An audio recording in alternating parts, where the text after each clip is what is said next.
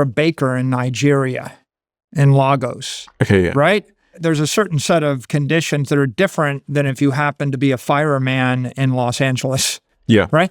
And so what's the state space that you're exploring in order to create a contribution? And I'll give you an example. Like I used AI. I used AI to make $15 billion last year. Is that a true story? This is true. You did? I did, yeah. And I used an AI to make $15 billion in a way that no one would ever conceive that you could make $15 billion. And, this is a true story? Okay, yeah. Let's go back to beginning of 2025. We have a company that has billions of dollars of Bitcoin. $30 billion of Bitcoin. We want to actually raise capital to buy more Bitcoin. We maxed out the equity markets. We became the largest issuer of convertible bonds in the world, and we maxed out the convertible bond market, and that was our journey in the first 5 years of our Bitcoin. To simplify this for Jenny and Dave, you borrowed as much money as you could from traditional means. Yes. Okay. Yeah. To buy Bitcoin. Yeah. Yeah. By the beginning of 2025, we had issued as many convertible bonds as you could issue. We were the largest issuer in the world.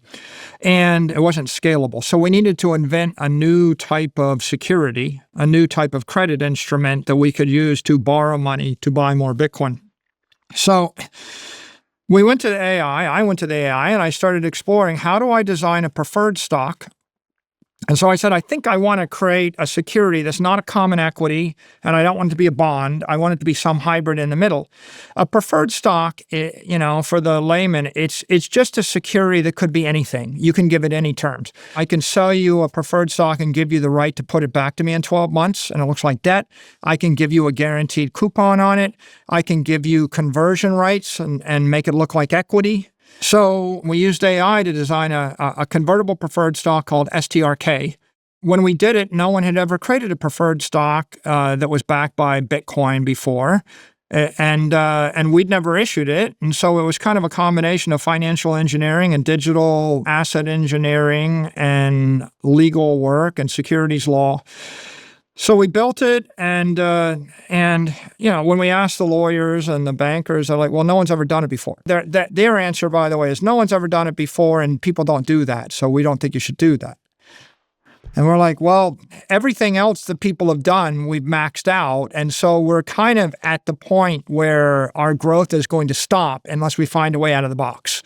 So we're going to have to do something no one's ever done before using new technology, right? We're using digital capital, we're using digital intelligence, and we're using a digital treasury company. So 3 new forms of something in order to create value.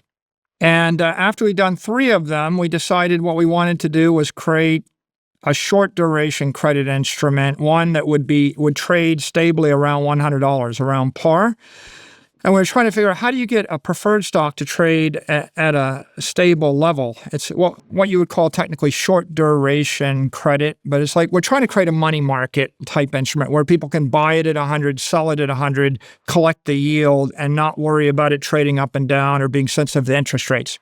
Well, if you do that, you have to in order to get it to trade stable, if you want the price to be stable, you have to change the dividend rate. And so we created an instrument where we could change the dividend rate every month. Now, had anybody ever done it? No. In the history of the world, no one ever created a variable dividend rate preferred stock. Is it illegal? No. Why has no one ever done it? No one ever had a reason to do it. They never thought to do it. The lawyers, the bankers, the conventional investors are like, well, we've never seen it done before. We're not sure you can do it. We go to the AI, we said, well, can we do it? They're like, of course you can do it. Just do this, this, and this, and this, and that. Well, they said they don't like that. Well, just do this, this, this. Which AI? GPT.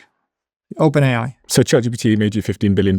Yeah, because the short of it is we brought that IPO to market. It became a $2.5 billion IPO, the biggest IPO of the year to date. And then we put a shelf registration on it, and we sold another $8 billion of it. So we sold $10.5 billion of that instrument, plus $4 billion of the other instruments. So we basically sold $15 billion of credit, which kind of equates to the company making about $15 billion. I'm thinking about what this means generally for the average person listening, because everyone's like searching for business ideas, right, and new ideas. And you're telling me that you can use AI now to come up with novel business ideas and solutions that are outside of the box and that would generate value for people. It's almost like hearing that there's an arbitrage opportunity with this intelligence. I was reading something the other day that said only 2% of households have a ChatGPT or AI subscription still. So do you think there is an arbitrage there for people who go to AI now and can build business ideas from it? If you're an entrepreneur, right, if you aspire to create a business or create something of value, then the no-brainer is you definitely should pick one or more of these AIs, and maybe you want to become adept using multiple of them. They're just different tools. It's kind of like saying you got to learn how to use a computer and you got to learn how to reading, writing, arithmetic, right? Just basics.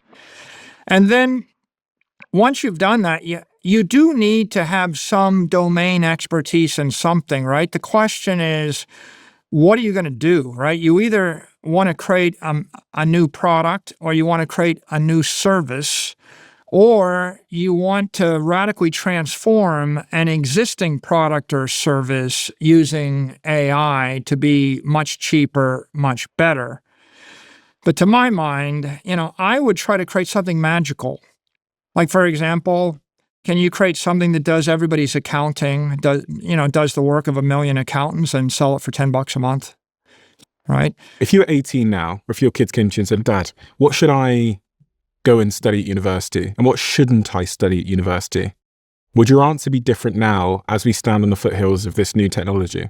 You want to study the new thing, right? You want to learn the new thing. And so if you look at the history of science, the real question is, what's on the S-curve? On the S-curve? The whole theory of the S-curve is for 1,000 years we try to fly, and infinite energy makes no progress. You cannot fly.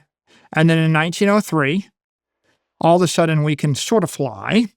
And in 66 years, we go from flying 20 miles an hour to flying 300 miles an hour. First a fighter jet, then a passenger jet. Then we have like rockets that are unmanned. Then we have manned rockets. And then we have rockets that go to orbit. And then we have rockets that go to the moon. And so that's an example of an S-curve. But then you know what happens. In the mid-70s, we designed the 737, the 747, and we hit a wall, and 737 is still the primary airplane for the next 50 years. And if you look at the efficiency of an airplane from 1975 to the year 2025, over 50 years, the modern airplanes are 15% more efficient. So what you got was a diminishing return. And when you're on the S-curve, things are doubling every 3 years. You're doubling your exponential growth. And then you hit diminishing returns, and then you stagnate, and then you stop, and then things are just not getting any better. So let's show an S-curve on the screen, and also the new S-curve coming in below it. Like when I was at MIT, everybody basically flocked to electrical engineering and computer science because that was the cool thing. And so the mistake to make when you go to school is you get at the end of the S-curve. You basically start studying something that has hit diminishing returns. And once you hit that diminishing return, no material progress may take place for 100 years. It might be that you just can't break through. Propulsion technology is the limiting factor. Like, why don't we have planes that will fly, supersonic, on, a tank of gas that's this much, right? Or fusion drives. Well, because we don't. Now, on the other hand, there's started exploding, and semiconductor technologies continued to advance. We haven't hit that limit yet, and that's why so many profound breakthroughs were made in computer science over the past 50 years.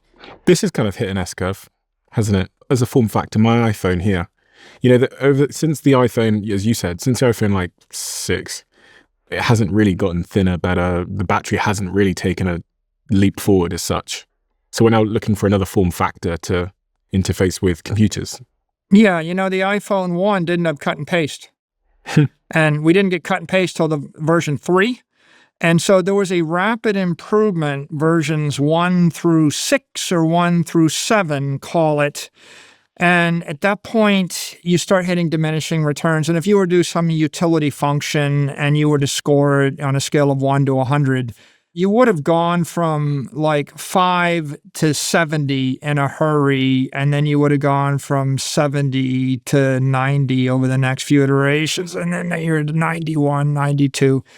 You hit that limit, and now if you are starting a company, right, you don't create another iPhone, right? The real question right now is, can I create smart glasses where I have something that's like my Maui Jim sunglasses? I put them on, they weigh nothing, and they have the camera, and they see what I see, and they hear what I hear, and they know where I am, and plug that into AI. And at that point, I can just say, hey, Eve, what is that?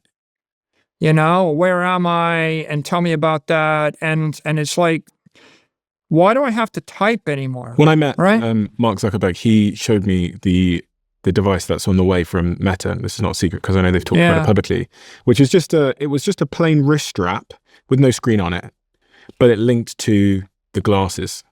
And in the glasses, when I looked around, I could see all of my screens and everything like that. And if I just, because of this wrist strap, if I just click, it clicks on all the stuff. So I was just sat here with this little wrist strap. The wrist strap again was just like a cotton bracelet, very thin cotton bracelet. Yeah. And as I just looked around, I could click on everything and open things and call people and send texts and go on YouTube, etc. And it was just up here in my peripheral. Imagine that on an S-curve. At some point, it's going to be some sort of like almost like contact lens type thing. That I can just. By the way, this is why you should study fantasy, right? Because they have this, right, in magic worlds, right? This is like, like I just wear my talisman. I have a necklace. What does it do for? Oh, it makes me omniscient, all-powerful, immortal, indestructible. I live forever. Well, what do you have to do to make the product work? Nothing. I'm wearing the wristband and I walk and every door opens to me and stuff happens. And here's where Elon gets it right. It's like the number one engineering mistake is engineers want to optimize a part that shouldn't exist. Like make the parts go away, right? We start on the topic of what should you study, right? It's study technologies that allow you to create magic things that your parents could never. If your parents would say that's magic, you're on the right track, right? So like, how about, what's better than the wristband? Just like, how about you just like implant one pellet? Neuralink. Yeah. Maybe it's a Neuralink. Maybe it's when I'm born, there's a slight implant, and now I hear, like I can talk to the AI in cyberspace forever. But should you go study that? Because conceivably the artificial intelligence and the robots are going to be the ones that create that technology if they have a PhD in everything and that's accelerating. Yeah, well, I guess we're back to the what should you study? You ought to study digital intelligence or digital assets. If you can generate proteins, generate any kind of life form or enzyme or protein or the like, maybe it's interesting. But I think with regard to AI, you don't want to learn how to do things that AI can do. What you want to do is learn how to ask the AI to do something that's never been done before. Like if I were to go back to school, 95% of what I learned, I probably wouldn't want to study. What about a surgeon? Do you think you want to be a surgeon? No. What about a lawyer? No. Accountant? No. Driver? No.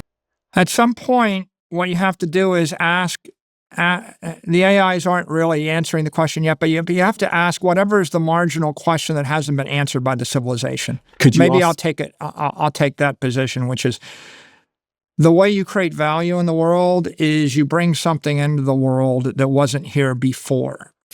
This is something that I've made for you. I realize that the Diary of a CEO audience are strivers, whether it's in business or health. We all have big goals that we want to accomplish. And one of the things I've learned is that when you aim at the big, big, big goal, it can feel incredibly psychologically uncomfortable because it's kind of like being stood at the foot of Mount Everest and looking upwards. The way to accomplish your goals is by breaking them down into tiny, small steps. And we call this in our team the 1%. And actually, this philosophy is highly responsible for much of our success here. So what we've done so that you at home can accomplish any big goal that you have is we've made these 1% diaries, and we released these last year and they all sold out. So I asked my team over and over again to bring the diaries back, but also to introduce some new colors and to make some minor tweaks to the diary. So now we have a better range for you. So if you have a big goal in mind and you need a framework and a process and some motivation, then I highly recommend you get one of these diaries before they all sell out once again. And you can get yours at thediary.com. And if you want the link is in the description below. There should be a button just down below here. And if it says subscribed, you're already subscribed. If it says subscriber, that means you're not yet. And if you're not subscribed, please could you do us a favor and hit that button? It helps the show more than you know. And according to the algorithm, you're someone that watches our show, but you haven't yet hit that button. Thank you so much. Beyond just buying Bitcoin, is there any sort of actionable steps that the working class should take right now to prepare for this robot transition that you're talking about? I mean, the actionable step is learn about the robots. Digital. Like understand digital. For example, how much content's available on YouTube right now? Like infinite, I don't know. Right? What can you get for free on YouTube and what can you create of value, right? If you're in the business of content creation, my advice would be study digital channels. It's like, should I go and become a stage actor on Broadway? It's a much smaller thing. Mr. Beast can get 100 million subscribers. You can get 20 million subscribers. You're not getting 20 million subscribers if you do the thing that your parents did.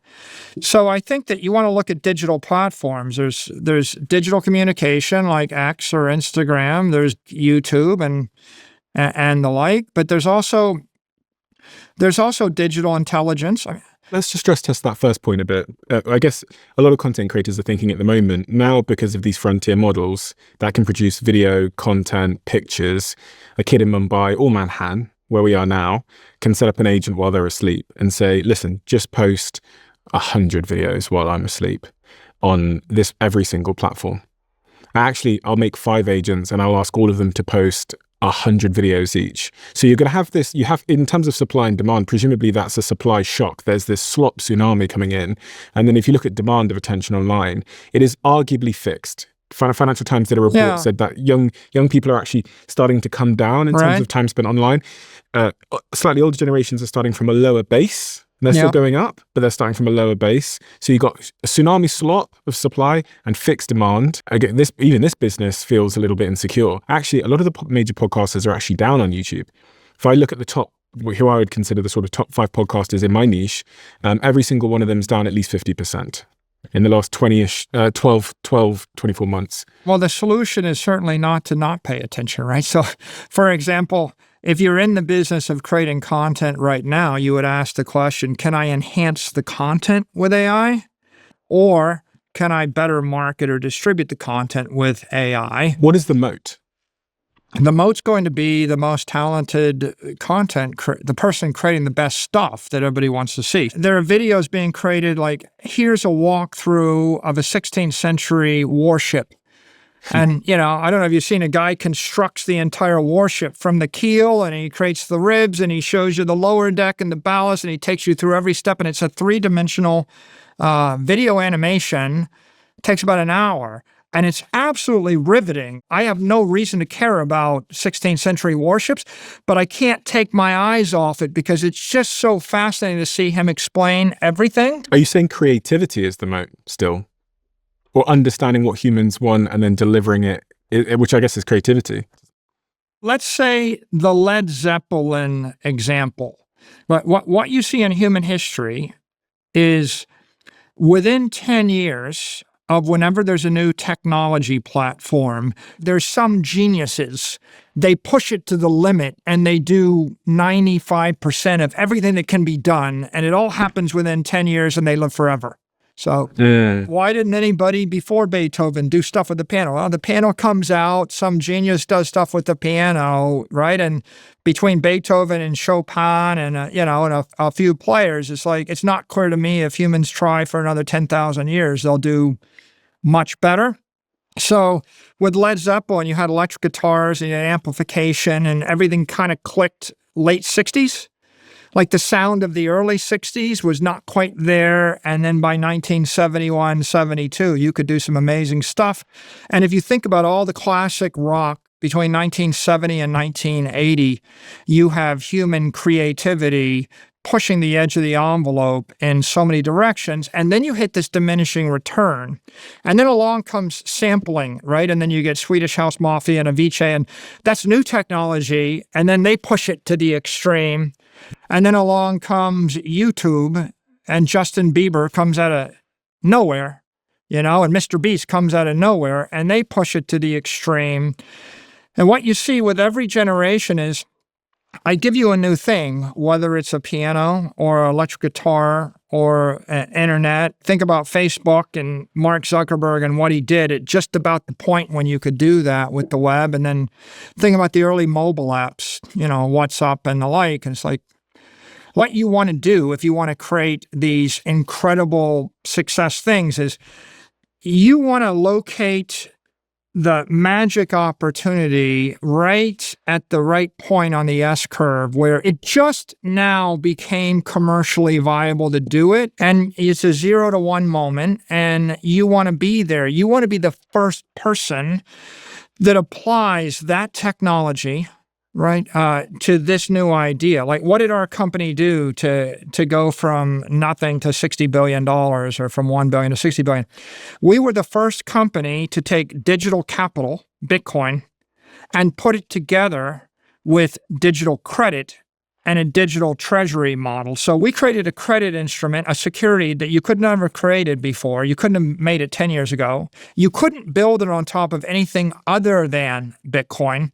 So we needed to get to the point where we had 10 or $20 billion of capital, and then we could create this thing that was a multi-billion-dollar thing, and that becomes resonant. And that window is like 12 to 24 months. And you go through that window and you create something that might be a $100 billion thing because you go through. If you went through 36 months early, you smack into a wall and you fail. And if you wait, like at this point, our company is 20 times bigger than the next biggest one, 50 times bigger than the company doing something similar. Did we plan it? Not at all. We found some extraordinary cool thing. We committed to it with all of our heart and soul, and we declared we were going to make it work come hell or high water, and we got punched in the face 100 times. And every single time we ran into a problem, we stopped, we recalibrated, we went a different direction. And the process of creating something beautiful, like the beautiful thing, like everybody wants a bank account that pays 10%. So if you can figure out how to give people this thing they want, with a new technology that was impossible, that did not exist 5 years or 3 years earlier, then you resonate in the society, right? You'd go viral. Like, we were just the first ones to get there. It exploded. If you gave me $1 billion right now and said run a marketing campaign, it wouldn't be as effective. Like, you couldn't buy the success with $1 billion of marketing. You just have to. The Led Zepp guys, they didn't spend $1 billion marketing. You got to be in the right place, the right time, and you have to have the courage to offer people the new thing. I have been thinking a lot about this idea of, you said, if you spent $1 billion, you couldn't go as viral as that. And if someone came along and spent a ton of money today, they couldn't go as big as, let's say, Michael Jackson. When we go back through history, I was thinking about this idea because I watched the Michael Jackson documentary recently, and he was at a level of fame that is, I don't think we've ever seen since. And I think part of the reason why was because there was a constraint on the distribution channels back then. So in my house, there was 20 albums over there, box set albums, and Michael Jackson was like 3 of them. And then the other way that we could consume was the TV over there, and there was like 6 channels, and MTV was one of them, and it was Michael Jackson all day. In the world we live in now, where there's my phone experience is a completely different phone experience to yours because of AI. AI is learning what I like and showing me my own little version of the world.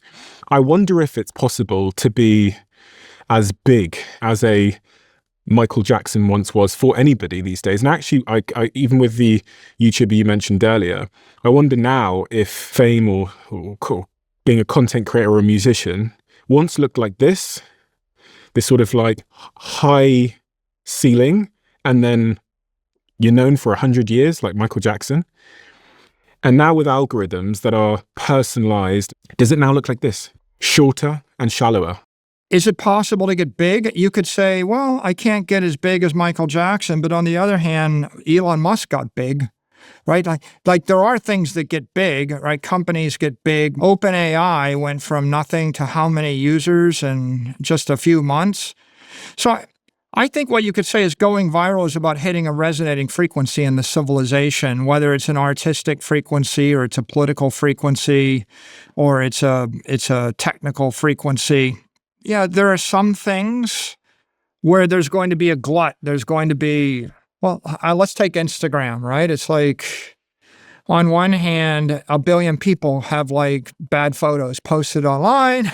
But on the other hand, there are people that manage to get, 8 million followers and they, are the Kardashians, you have these people that get massively big and that's the other side of the equation. So I don't really know how it all plays out, except for the fact that it seems clear that there is room for human creativity and innovation. And if your goal is to make a contribution, right? If you're in your working years where you want to upgrade the world and make a difference and be remembered for something, then a pretty simple principle is don't keep doing the same thing over and over, working harder and harder every year, fighting against the modern automation, epidemic, right? Don't try to outwork the robots. It's like you're lamenting, how difficult it is for a content creator, but let me remind you that it used to be you would go be a college professor and teach 200 students a year for 20 years. And you would feel that your life contribution was 4,000 people whose minds you touched. And now you get 4,000 people a second. Okay? So you're judging yourself against the next thing. But if you look back in time, technology has given us the ability to amplify our intellect and amplify our creativity in a way that is unprecedented in human history. Yeah, I think in part is I'm wondering now if we're kind of technology said, okay, you can reach more people in TV, radio, all these things, and actually now with intelligence, it's saying, oh, we can figure out exactly what Michael wants. So we're starting to live in these smaller echo chambers where your creative idea or your creative piece of content reaching lots of people is going to become harder because the algorithms are now in the way and they're deciding who sees what, and they're optimizing for the platform. The platform's monetary desire. The other thing that I think is really interesting, and I've been mulling for the last couple of months, is that which is really, really hard and scarce, and actually you could say something being hard and scarce are the same, because to create something scarce is also hard, like you did with that financial instrument. Very few people on earth could have created that. We don't run public companies, we don't have the information, etc. Or even that YouTuber you mentioned who walks you through those, the 1600s or whatever. That is very hard to do. I've theorized that actually pursuing that which is hard and scarce, getting you to come here today is not easy. So that's kind of my moat. Michelle Obama coming and sitting down with me here is still kind of my moat, is what we should aim at. What do you think of that as a theory? I agree. Let's say you have a business, whatever your business is. Right now, the right thing to do is to spend an intense time with the AI, considering what are all the ways you can upgrade and improve the product or the service you create, right? For example, like, it used to be you do this in English, and the issue is, well, what about Japanese or Chinese or French or whatever? And, the hard way is you learn 20 languages, and, but then how does your guest, or we translate it, or you hire, we used to spend money to hire translators, but now you could have the AI translate this into 100 languages. Right now, the question is, should you or not? Can I enhance it? Right? It's interesting when someone describes something, but you're like, let's just put up a chart of the S-curve there. And then the next step is, can I market it better or distribute it better? And the next step is, am I creating something that'll be valuable in a decade? Well, will it be valuable in 100 years? Well, this is probably a good time to mention this. 24 months ago, we started exactly that, which was there are aliens who just never... No. Arabic?